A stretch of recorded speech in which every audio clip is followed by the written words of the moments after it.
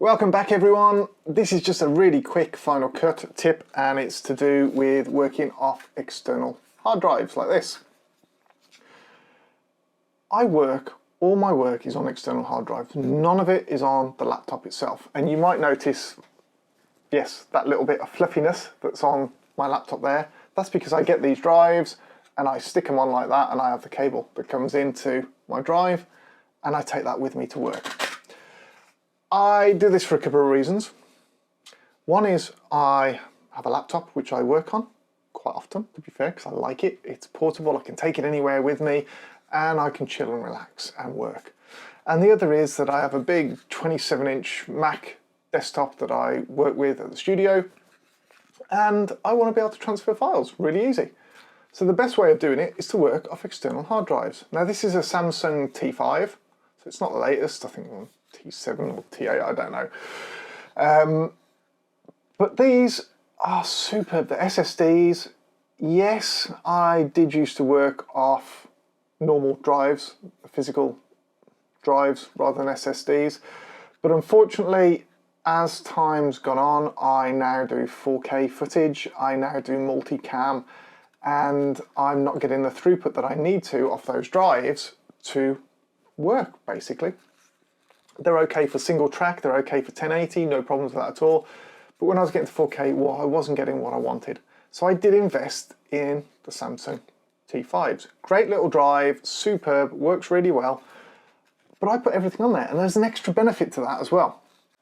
So if we look on the screen here, I've got all my stuff collated, I've got jobs done, etc. This is also backed up on my time machine. Both here and at work, whenever it's connected, it's backing up, so my data's safe on here. But I've got Final Cut to do its backups whenever it does some major changes or anything else of the job file to the local machine. So the fact that it is on this local machine, I've got a totally independent copy of this. Now obviously the data that's on here anyway is somewhere else, so I'm not really too worried about the data. It's normally the project file that I'm working on that is the key thing. The data's safe, it doesn't change necessarily from one day to the next on a big project. It's just there, I'm just pulling it in. It's that job file.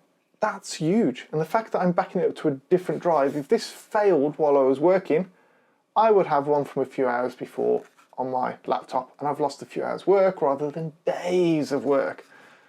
Also, it's going to be on the time machine as well, but it gives you flexibility. You can edit brilliantly. I quite often have 3 or 4 cameras on multicam working off this, no problem at all. It is just down to your laptop really, and making sure that can handle it. But that aside, it's a great way of doing it. So if you're thinking of using external hard drives, I highly, highly recommend it. But get something that's portable, that's easy, that you're not going to find is too cumbersome. Because I used to have the big lacy drives. In fact, I used to have these big things that used to work, and you know what? They were pretty good. They got the cable built in. That's a Thunderbolt cable, and it was superb. But you know, they don't hold a lot unless you get the normal drive ones. That's an SSD. That's a 2 terabyte normal drive. I used to edit off that, no problem at all. That's a 250 gig SSD. Unfortunately now I got 2 terabytes and I fill that very easily. So, and that's just the working drive, and we'll transfer stuff off afterwards. So yeah, that's it.